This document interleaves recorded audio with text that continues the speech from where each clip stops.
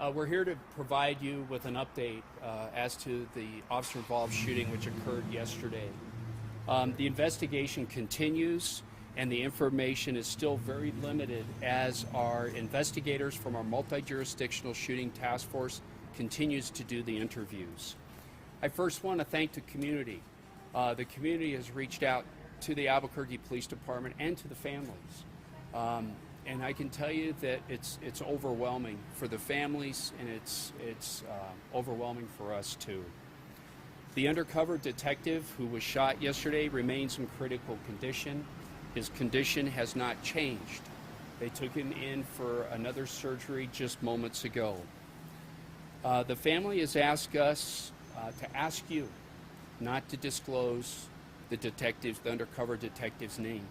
They're still doing their absolute best to get family into Albuquerque so they can be with the rest of the family. The undercover detectives, as you know, were working in an undercover narcotics case. Undercover narcotics work is probably some of the most dangerous work that we do in law enforcement. Due to the nature of those undercover operations, it's very impractical for those narcotics officers, those narcotics detectives, to wear body armor. It's very impractical for them to wear on-body cameras. All this is very noticeable by any person that's involved in that narcotics transaction. The officer who fired his weapon is a lieutenant with the Albuquerque Police Department, and their family is receiving support from not only the other officers and the narcotics detectives that were there, but also from APD's Behavioral Sciences Unit. As you can imagine, he's devastated.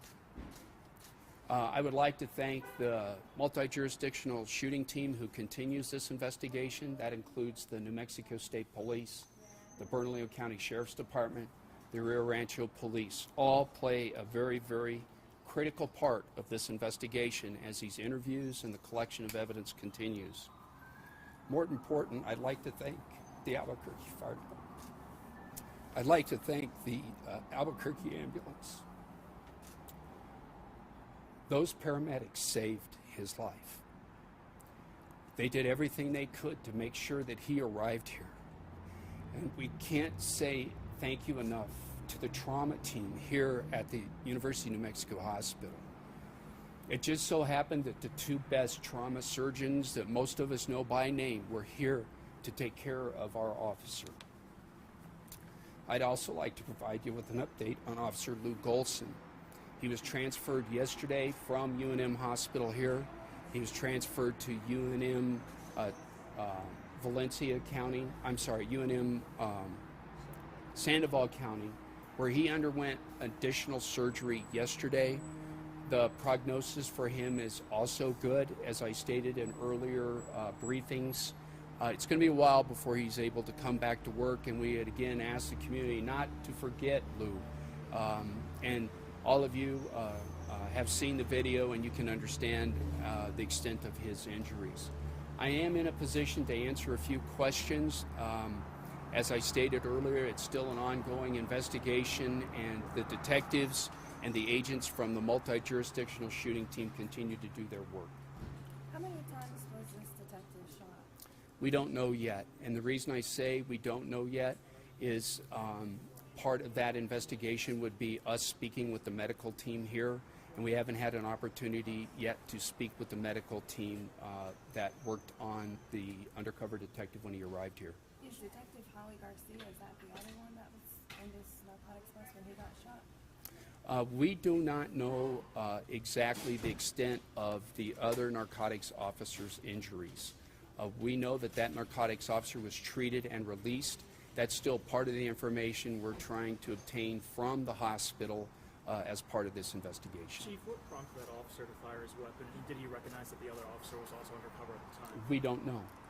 As I stated yesterday, we have not had an opportunity yet to interview those officers.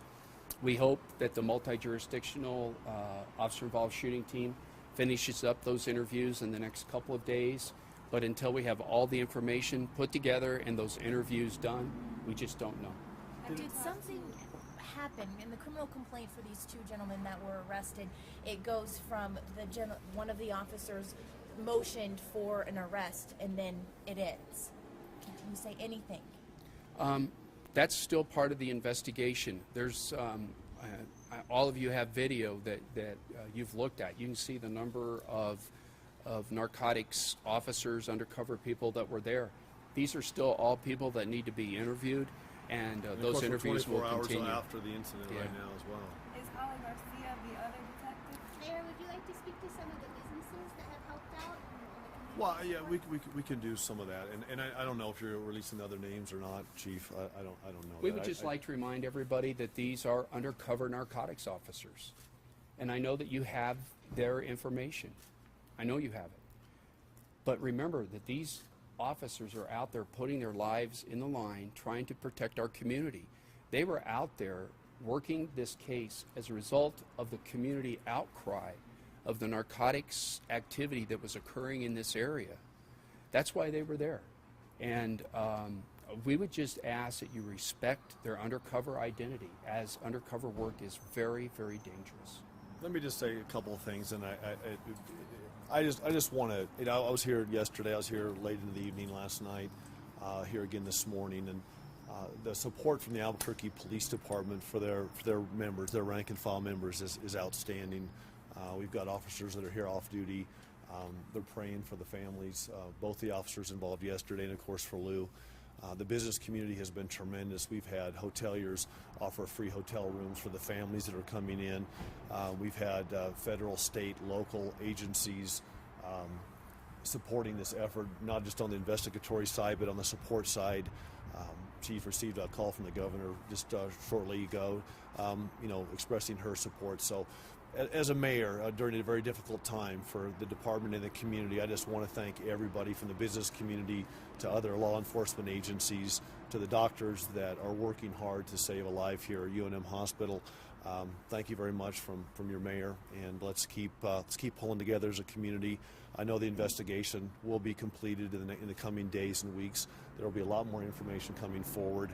I know these folks, as I listen to them behind the scenes talking, they want to get the information right. They want to give you information that's accurate, that's up to date, but they also don't want to get ahead of the investigation. So I understand that's a difficult place to be as a news organization. You want as much information as possible, but I can tell you these folks are working really, really hard to get to the bottom of this, to find out answers, to use it as a learning opportunity as well. In the meantime, thanks for the support from everybody, and we appreciate you. Thanks. Thank you, guys. Thank you so much.